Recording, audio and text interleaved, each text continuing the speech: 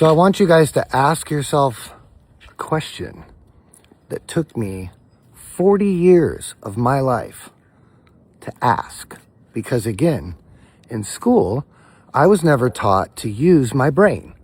I was taught to just take information, answer the multiple choice questions, and operate in my life the way that school tells me that life is supposed to be. The question that I asked myself when I started making a lot of money, and I was going to accountants and CPAs that I was paying a lot of money, right, to do taxes and things like that.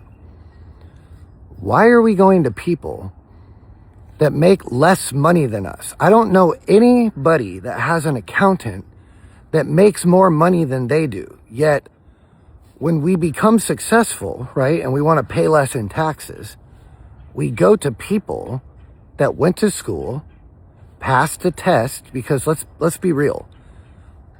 School does not teach you anything.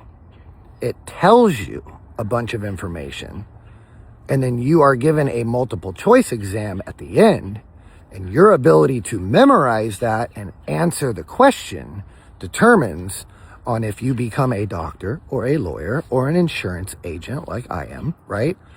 That's what the professionals are. The professionals that we go to, right? We go to fat doctors all the time because people just go to school, memorize information, and now they're the people that we go to. So the question that I ask myself is, why do I keep going to people that make less money than me to tell me how to manage my money? And that is what sent me down the rabbit hole, to learn about trusts, private law, sovereignty, and how I came to all the conclusions that I have and why I teach what I teach now. So if you're like me and you're out there and you're working your ass off, think about who you're taking financial advice from, because most of the people that we pay for advice that are professionals, that are a part of the system, right? A part of the narrative, which the narrative is pay your taxes, right? Those people, they're just making money. They have jobs, right? They went to school, they got a job, they did what mom and dad taught them to do. Most of them, they don't even understand what it is that they're doing.